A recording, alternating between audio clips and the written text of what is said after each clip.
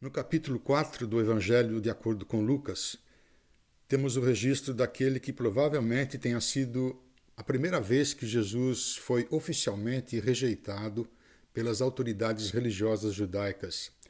E isso aconteceu depois de Jesus já ter sido batizado por João Batista, depois também dele ter passado 40 dias numa região deserta, sendo provado pelo diabo, e que foi uma tentativa frustrada de procurar convencer Jesus a renunciar à missão para a qual Deus o havia enviado ao mundo. Os versos que vamos considerar fornecem detalhes extraordinários da missão que Jesus veio cumprir no mundo, a missão que ele veio cumprir em nossas vidas. Conforme o capítulo 4 de Lucas, a partir do versículo 14, Jesus voltou para a Galiléia no poder do Espírito e por toda aquela região se espalhou a sua fama. Ensinava nas sinagogas e todos o elogiavam. Semanalmente, nos diversos lugares por onde Jesus passou, no dia de descanso ele fazia questão de estar presente nos locais de encontro dos religiosos, onde as escrituras eram lidas e ensinadas. Ninguém tinha um exemplar da Bíblia em casa naqueles dias. E até então, Jesus era bem recebido, e assim ele foi se tornando conhecido na região. Continuando no versículo 16, ele foi a Nazaré, onde havia sido criado, e no dia de descanso entrou na sinagoga, como era seu costume. E levantou-se para ler. Foi-lhe entregue o livro do profeta Isaías. Abriu-o e encontrou o lugar onde está escrito: O Espírito do Senhor está sobre mim, porque ele me ungiu para pregar boas novas aos pobres. Ele me enviou para proclamar liberdade aos presos e recuperação da vista aos cegos, para libertar os oprimidos e proclamar o ano da graça do Senhor. Proclamar que finalmente havia chegado o tempo em que Deus iria agir de uma maneira extraordinária, como nunca antes. Mas aí o fato inédito que acontece em seguida é que Jesus declara a razão pela qual ele decidiu ler especificamente aquele trecho no livro do profeta Isaías, porque apenas ler um texto era algo que qualquer um podia fazer. Mas Jesus passou a fazer uma aplicação direta do texto à sua própria vida. Continuando então o versículo 20, então ele fechou o livro, devolveu-o ao assistente e assentou-se. Na sinagoga todos tinham os olhos fitos nele. E ele começou a dizer-lhes: Hoje se cumpriu a escritura que vocês acabaram de ouvir. Em outras palavras, Jesus estava afirmando que a pessoa a respeito de quem o profeta Isaías estava se referindo estava presente ali, naquele momento. É este que vos fala, Jesus estava dizendo, né? Se faltava alguma clara evidência para anunciar qual era a sua missão e propósito de vir ao mundo, isso é tudo que era necessário saber. Essa escritura que vocês acabaram de ouvir está se cumprindo hoje, aqui, entre vocês. Versículo 22. Todos falavam bem dele e estavam admirados com as suas palavras graciosas, com as palavras graciosas que saíam dos seus lábios. Mas perguntavam: não é este o filho de José? Jesus lhes disse: é claro que vocês me citarão o provérbio: médico, cura-te a ti mesmo. Faze aqui na tua terra o que ouvimos que fizeste em Cafarnaum. Interessante notar como a identidade divina de Jesus, inevitavelmente, fazia com que as pessoas tivessem que fazer um veredito, isto é, se posicionarem a favor ou contra. Alguns ficaram admirados, mas logo começaram a questionar a sua autenticidade, dizendo: mas esse não é o filho do José, aquele lá da carpintaria? Vamos ver se ele é mesmo capaz de fazer os milagres que andam falando por aí, que ele fez lá em Cafarnaum. É dentro desse contexto que eu quero focalizar a nossa atenção em três fatos extraordinários a respeito de Jesus: a identidade de Jesus, a missão de Jesus e a troca que ele oferece a todo ser humano. Então, o primeiro fato para o qual eu quero chamar a nossa atenção, com base neste trecho, é o da identidade de Jesus, da reivindicação que Jesus fazia de si próprio. A identidade de Jesus, quem Jesus realmente é. Naquela ocasião, Jesus intencionalmente leu o trecho do livro do profeta Isaías, que diz: o Espírito do Senhor Deus, de Jeová, Deus eterno, está sobre mim. Em outras palavras, Jesus é aquele que é submisso, que está debaixo da autoridade do Espírito do Deus Supremo. A fonte de unção de Jesus era o Espírito de Deus, que é soberano sobre tudo e sobre todos. E o que o Senhor Jesus estava declarando naquele encontro em Nazaré, naquela sinagoga, era que o Espírito do Deus, Senhor do céu e da terra, estava exercendo autoridade sobre ele, porque o Senhor me ungiu. É importante observarmos que, ao dizer o Espírito do Senhor está sobre mim, Jesus estava afirmando, reafirmando que a unção era a própria presença do Espírito de Deus. E é exatamente porque o Espírito Santo passa a habitar em nós, a partir do momento em que Deus nos torna seus filhos, mediante o sacrifício de Jesus, que podemos estar certos de que, à semelhança de Jesus, nós fomos ungidos por Deus com o Espírito de Deus. Uma outra coisa importante que precisamos observar a respeito da reivindicação que Jesus faz de si próprio é que ele reafirma os vários propósitos para os quais ele havia sido ungido, enviado ao mundo pelo Pai. Isso nos leva para o segundo fato para o qual eu quero chamar a nossa atenção, a missão de Jesus. O que foi especificamente que Jesus veio fazer no mundo? O Espírito do Senhor está sobre mim porque ele me ungiu, ele me enviou para pregar boas novas aos pobres. Ele me enviou para proclamar liberdade aos presos e recuperação da vista aos cegos, para libertar os oprimidos e proclamar o ano da graça do Senhor. Ou seja, a unção de Jesus tinha uma finalidade muito clara, tinha um propósito a ser alcançado. E Jesus reafirma os 5 propósitos especificados por Isaías: pregar as boas novas aos necessitados, aos pobres, proclamar liberdade aos presos, recuperar a vista das pessoas cegas, libertar os que estão oprimidos e proclamar o ano da manifestação da graça de Deus, o ano do jubileu na cultura judaica. Este trecho que Jesus escolheu é só uma parte do livro de Isaías, mas revela um princípio para a vida cristã, que é o seguinte: unção é sempre acompanhada de função. Unção, função. São companheiras inseparáveis. Ou seja, os filhos de Deus são ungidos para alguma coisa, e não apenas ungidos, ponto final. A unção está sempre conectada a um propósito. Unção, no sentido bíblico, nunca tem um fim em si mesma. Ela não serve para nos separar das demais pessoas, para nos dar mais entendimento ou nos fazer mais felizes que os outros. E a unção sobre Jesus exemplifica essa verdade. Ele foi ungido para cumprir propósitos específicos de Deus.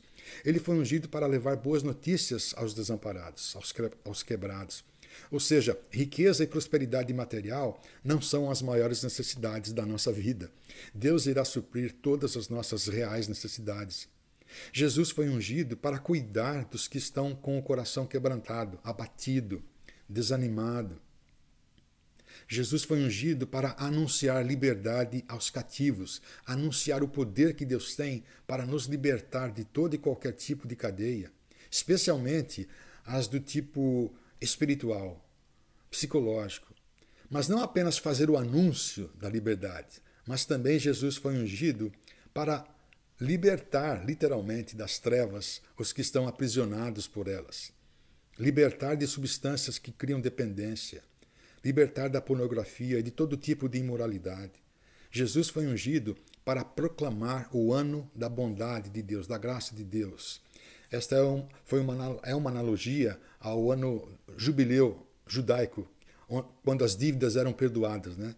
Ou seja, Jesus veio proclamar o tempo em que a bondade e a graça de Deus estará agindo e disponível a todos que a receberem. Em resumo, unção e serviço sempre caminham de mãos dadas. São os lados de uma mesma moeda. O Senhor Jesus foi ungido por Deus com o Espírito de Deus para cumprir esses propósitos. E se continuarmos a ler o registro do profeta Isaías, veremos que é com base nesses propósitos que Jesus tem o poder e a autoridade para oferecer uma troca a todos que desejarem. E assim chegamos ao terceiro fato para o qual quero chamar a nossa atenção: a troca excepcional que Deus nos oferece através de Jesus. O Senhor ungiu-me para consolar todos que andam tristes e dar a todos os que choram em Sião uma coroa em vez de cinzas. Os que andam tristes e os que choram se referem à mesma pessoa. E o significado literal do termo usado em hebraico, aí traduzido em português por chorar, é estar de luto, enlutado. Luto resultante de alguma perda, aquele sentimento quando se perde algo valioso ou um ente querido. Pode ser a perda de uma amizade, de um noivado, de um casamento. Pode ser perda da vitalidade e saúde física por causa de uma doença. Então Deus oferece trocar as nossas cinzas, choro, luto, por uma coroa. Isso quer dizer que Deus quer fazer uma transformação radical na nossa vida. A figura de linguagem é de um momento triste, fúnebre, que é transformado em um momento de festa, de regozijo, de celebração. Uma outra figura, ou oferta oferecida, é o óleo da alegria em vez de pranto. Deus oferece trocar o nosso pranto por óleo de alegria. Naquela época, óleo era o ingrediente usado como uma representação visual da unção. O significado dessa troca que Deus oferece por meio de Jesus é que se a nossa vida está aprisionada por tristeza, por pranto, por choro, Ele quer fazer uma troca por óleo de alegria, pelo consolo e conforto do Espírito Santo. É por isso que unção no reino de Deus, na vida cristã, é algo que é para todos e não só para alguns prediletos de Deus. Lembra daquela declaração do apóstolo Pedro na sua primeira carta, realçando a enorme diferença que existe entre os filhos de Deus e os que são incrédulos? Primeira carta de Pedro, capítulo 2, 9. Vocês, porém, são geração eleita, sacerdócio real, isto é, ungidos por Deus, né? Nação santa, povo exclusivo de Deus. E o propósito da unção, da vida transformada e de ser propriedade exclusiva de Deus é para anunciar as grandezas daquele que os chamou das trevas para a sua maravilhosa luz. O apóstolo João também fala da unção, em Apocalipse capítulo 1. Ele, Jesus Cristo, nos ama e nos libertou dos nossos pecados por meio do seu sangue e nos constituiu reino e sacerdotes para servir a seu Deus e Pai. A ele sejam glória e poder para todo sempre. O povo de Deus é um reino de sacerdotes, de pessoas ungidas com o Espírito Santo. Esse é o óleo que Deus quer trocar com o nosso pranto, com o nosso choro. E ainda uma outra figura, ou oferta de troca que Deus está disposto a fazer, é um manto, vestes de louvor, em vez de espírito deprimido, angustiado, né? Deus oferece trocar o nosso espírito deprimido por vestes de louvor. Parece até que o apóstolo Paulo tenha se inspirado neste trecho para exortar seus leitores a se despirem da velha natureza e se revestirem da nova natureza criada por Deus.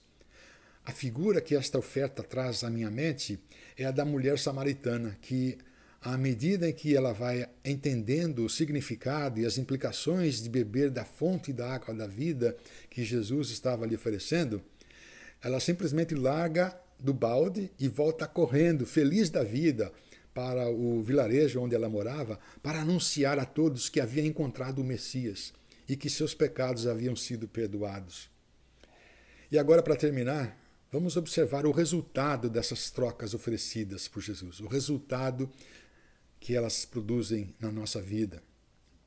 Eles serão chamados carvalhos de justiça, plantio do Senhor para a manifestação da sua glória. Aqueles cujas vidas estão quebradas, aqueles cujos corações estão quebrantados, que andam tristes, enlutados, deprimidos e angustiados, agora poderão ser restabelecidos, poderão receber o óleo da alegria, as vestes de louvor, e por isso serão transformados, assim como uma pequena planta se transforma numa árvore frondosa, firme e forte. Serão como um canteiro plantado por Deus que irá florescer para a honra e glória de Deus. Poderão dizer, como o salmista, lá no Salmo 40, coloquei toda a minha esperança no Senhor, Ele se inclinou para mim e ouviu o meu grito de socorro. Ele me tirou de um poço de destruição, de um atoleiro de lama. Pôs os meus pés sobre uma rocha e firmou-me num local seguro. Pôs um novo cântico na minha boca, um hino de louvor ao nosso Deus. O resultado das trocas oferecidas por Deus por meio de Jesus será uma transformação do nosso ser interior.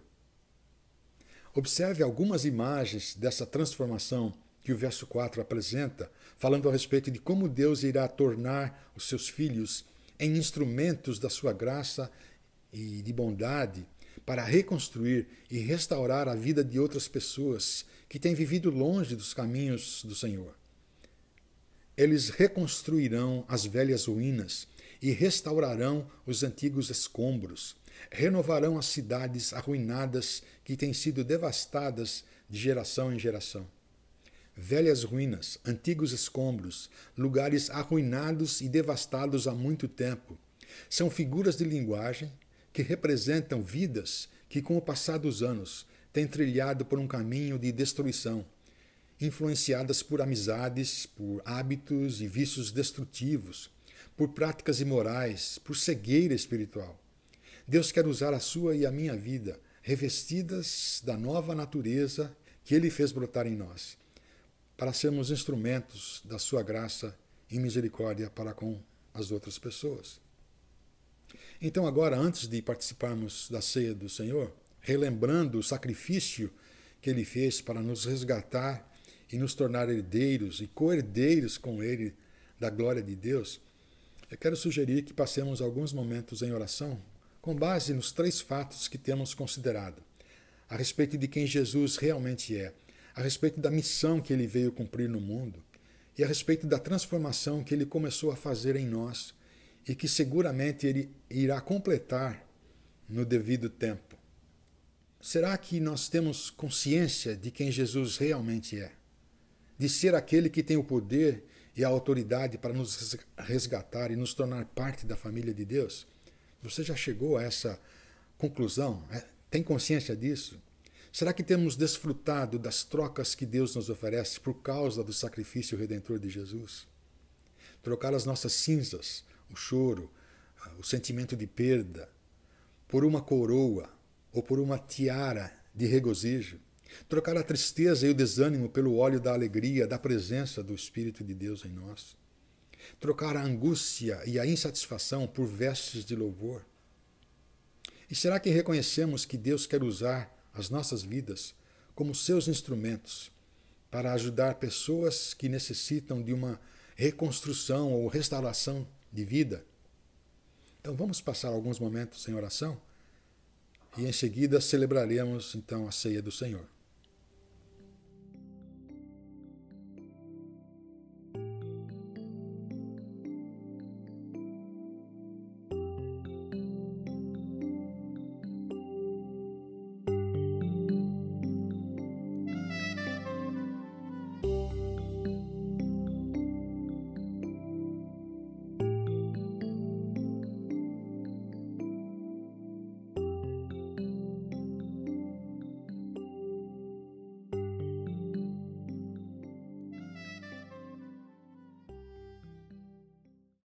Recebi do Senhor o que também entreguei a vocês, que o Senhor Jesus, na noite em que foi traído, tomou o pão e, tendo dado graças, partiu-o e disse: Isto é o meu corpo que é dado em favor de vocês.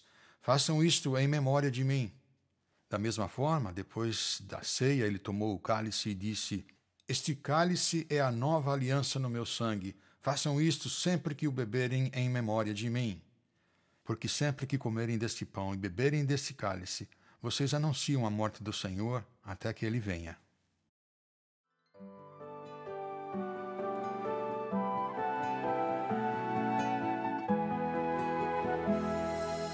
Eu te convido para cearmos, a mesa está posta, escolha um lugar, esta é a festa.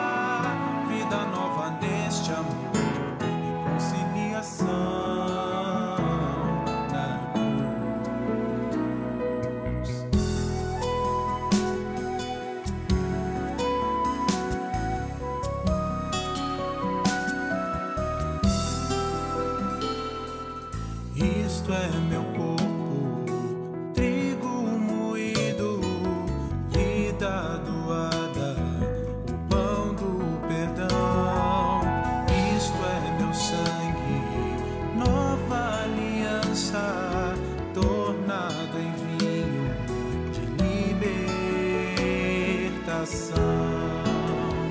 Vamos celebrar, minha hora, o meu amor, que nos torne irmãos, refazendo a paz. Vamos celebrar, vida nova neste amor, conciliação.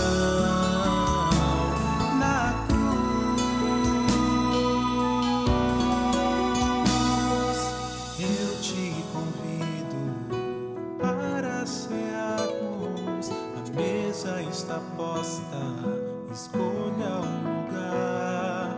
Esta é a festa do pão e do vinho que eu ofereço a quem mais chegar.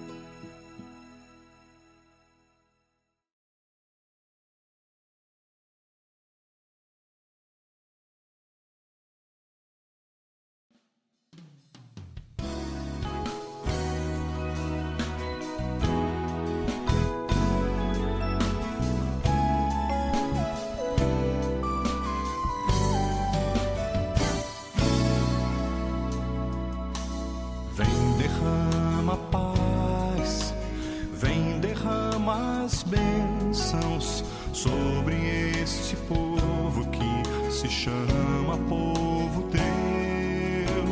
Dá-nos teu amor, dá-nos tua força, para que tentações não venham a nos desviar. E a glória seja dada a ti, pelo que tens feito, pelo que tens sido, pelo que farás em nós.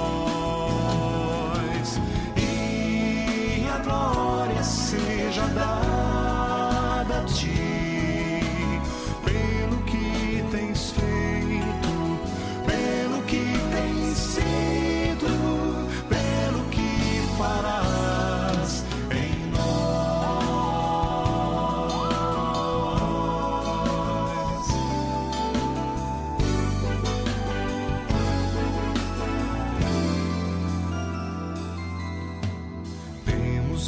A paz, temos visto as bênçãos sendo deste povo transformado em povo teu. Dá-nos mais fervor, dá-nos mais tua força, para que gerações teu nome possam encontrar. E assim nós damos glória